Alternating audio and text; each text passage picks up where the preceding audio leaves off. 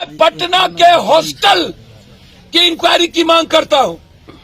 जितने हॉस्टल हैं बच्चियों के, एज ए भाई, एज ए पिता,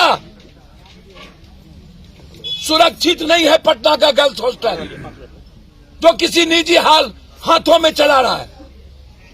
गर्ल्स हॉस्टल के लिए सरकार से मैं मांग करता हूं कि वहां अपने मॉनिटरिंग में उसको चलाए।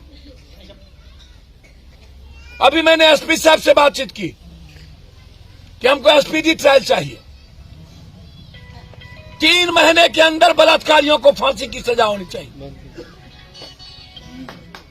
मैं छोड़ूंगा नहीं, बख्शूंगा नहीं। मैं किसी की घर की बेटी बहन सुरक्षित नहीं है। मैं पप्पू यादव हूं, बता दूं, ऐसे लोगों को जिंदा रखने का राइट नहीं है। समाज में ये नरभक्षी है।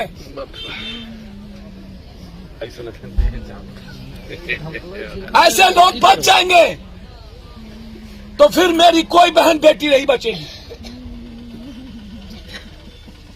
ऐसे लोगों को घेर के बिजली के तार में लटका देने की जरूरत है। सामाजिक बहिष्कार करने की जरूरत है।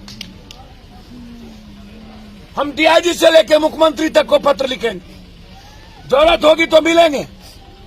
लेकिन मैं जानना चाहता हूं, हाय तौबा मचाने वाला इस देश के सबसे बड़े बेटी बचाओ, बेटी पढ़ाओ, बेटी मारो, मैं rape in India, make in India नहीं, रेप इन इंडिया।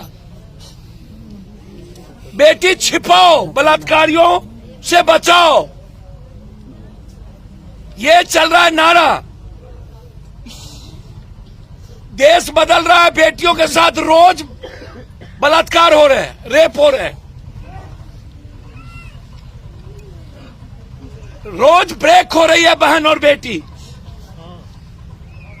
कोई भी द इंडियन एक्सप्रेस की रिपोर्ट है, आप देख लीजिए, साफ शब्दों में कह रहा है कि यह कंट्री बेटियों के लिए सुरक्षित नहीं है। ना हॉस्टल